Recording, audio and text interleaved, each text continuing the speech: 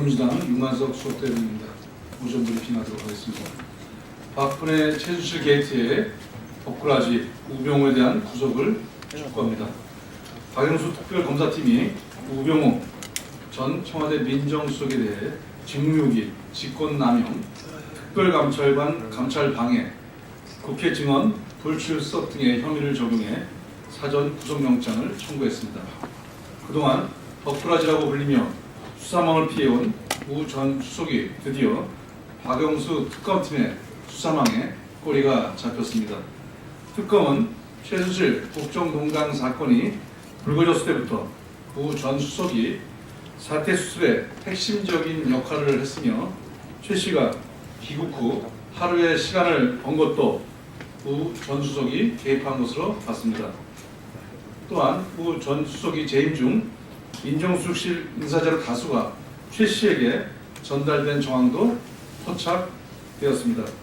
우 전 수석이 청와대 민정비서관과 민정수석으로 재임한 시기는 최순실이 자기 뱃속을 불리기 위해 국정농단, 국기문란, 헌정유린의 온갖 악행을 저지른 시기와 일치합니다.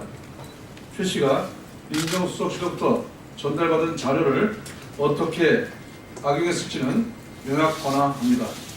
박근혜 최순실 게이트는 사실상 우병우의 법조 피고로 시작되고 끝났다고 해도 과언이 아닙니다. 사법정의를 바로 세우고 검찰을 바로 세우는 길에 우병우의 구속이 있습니다. 국정농단 기술자 우병우에 대한 법원의 조속한 구속영장 발부가 이루어지길 기대합니다. 황교안 권한대행은 특검 수사기간 연장에 즉각 답해야 합니다. 어제 야4당은 황교안 대통령 권한대행에게 최순실 국정농단 사건을 수사하는 특검의 수사기간 연장을 수용하라고 촉구했습니다. 그러나 황교안 권한대행은 아직 이런 방구 말이 없습니다. 범위적인 검토를 하겠다고 밝힌 후 묵묵부답입니다. 황 대행이 침묵하고 있는 동안에도 시간은 흐르고 있습니다. 그리고 특검 연장을 위한 시간도 하루하루 줄어들고 있습니다. 황 대행은 이런 식으로 특검 수사가 흐지부지 끝내게 하려는 것입니까? 황 대행은 특검의 수사를 막을 어떠한 권한도 명분도 없습니다.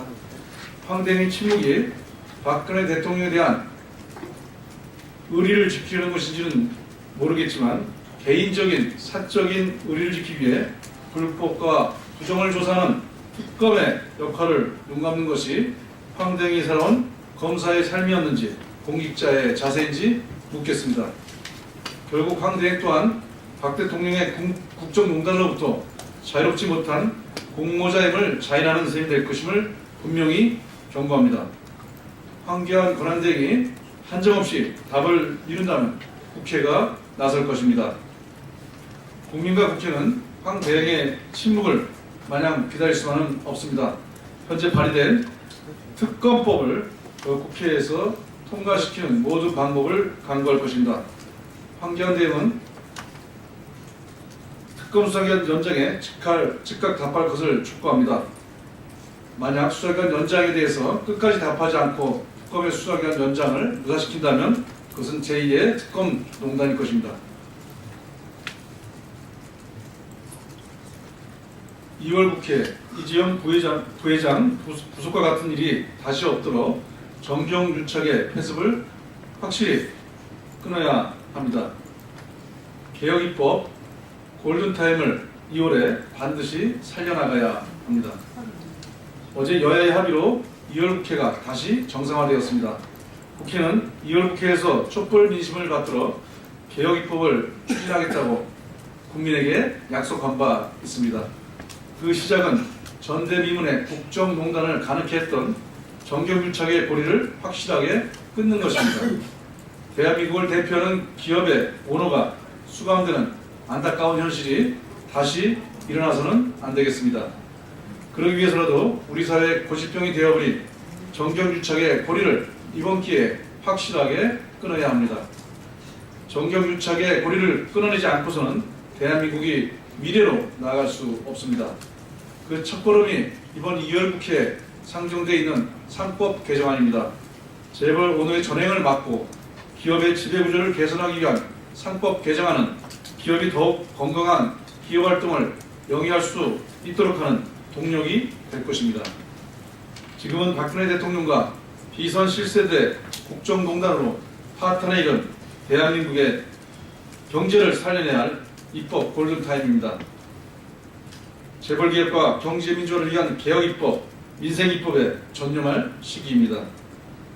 더불어민주당은 이미 21개 개혁입법안을 중점과제로 선정해 놓았습니다. 2월 개혁국회에서 정경유착의 뿌리를 뽑는 첫걸음으로 6개의 상법 개정안 통과를 흔들림 없이 추진하겠습니다. 다른 정당의 적극적인 동참을 구사합니다. 이제 남은 헌재 일정은 역사적인 시간입니다. 박근혜 대통령은 무의미한 시간 끌기를 중단해야 합니다. 헌재가 오늘 최종 변론 기일을 2월 24일에서 3월 2, 3일로 다시 정해달라는 대통령 측 요구를 심리합니다. 탄핵 사유와 당위성을 심리하기도 빠듯한 상황에서 탄핵당한 장본인의 탄핵 날짜를 뒤로 미뤄달라는 요청에 시간을 뺏는 것은 어불성설입니다. 박근혜 대통령 직접 출석 카드까지 내보이며 이정미 헌재소장 권한대행이 퇴임하는 3월 13일까지 버텨보겠다는 이미 예상된 치졸한 꼼수에 불과합니다. 이정미 권한대행이 퇴임하면 헌재의 8인 체제에서 7인 체제로 바뀌며 탄핵 기각에 필요한 재판관 수가 3명에서 2명으로 줄어듭니다. 대통령 측 대리인단이 거기에서 한 줄기 희망을 찾는 모양인데 착각도 유분수입니다. 박 대통령이 헌재의 최종 변론을 앞두고 할 수 있는 것은 다 한다고 하더니 할 수 있는 모든 꼼수를 다 하겠다는 말이었나 봅니다. 차라리 탄핵 심판을 무기한 연기해달라고 요구하는 것이 더 솔직한 것일지도 모르겠습니다. 심지어 박 대통령이 헌재 최종 변론기일에 나와 준비해온 최후 진술만 있고 질문은 받지 않겠다는데 이런 직접 출석이 무슨 의미가 있는 것인지 참으로 한결같은 박 대통령의 일방통행 불통정신에 혀를 내두를 지경입니다. 헌재 일정은 국민이 정한 역사의 시간입니다. 대통령 측이 아무리 시간을 끌어봐도 달라질 것은 아무것도 없습니다. 박근혜 대통령과 대리인단은 더 이상 무의미한 시간 끌기를 중단하고 남은 시간 동안에 헌재 탄핵 심리에 성실히 임해야 합니다. 마지막입니다. 대선 후보 경선을 위한 선거인단 모집 안내 사항을 말씀드리겠습니다. 더불어민주당은 대선 후보 경선을 위한 선거인단 모집을 진행하고 있습니다. 오늘 오전 9시 40분 기준으로 총 신청자 수는 41만 9,072명, 권리당원 대의원 19만 5,353명을 포함해서 41만 9,072명입니다. 현재 시각 인터넷 공인 인증서로만 16,000여 명이 접수를 했고 1일 7만에서 8만 정도의 신청이 접수될 것으로 예상하고 있습니다. 선거인단 신청 관련해서 오늘부터 은행 공인 인증서를 통한 신청이 가능하여 지난밤 12시부터 지금까지 약 8,000명이 신청했습니다. 또한 콜센터 번호를 추가했습니다. 1811 1000번은 상담원에게 직접 연결되고 1811 1004 1004번은 보이는 ARS로 스마트폰으로 바로 연결할 수 있습니다.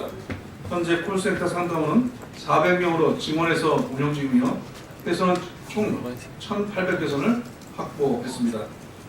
또한 서버 증설 및 교환기 교체 등의 조치를 통해 선거인단 신청이 보다 원활하게 진행되도록 하였습니다. 국민들의 많은 관심을 부탁드립니다. 고맙습니다.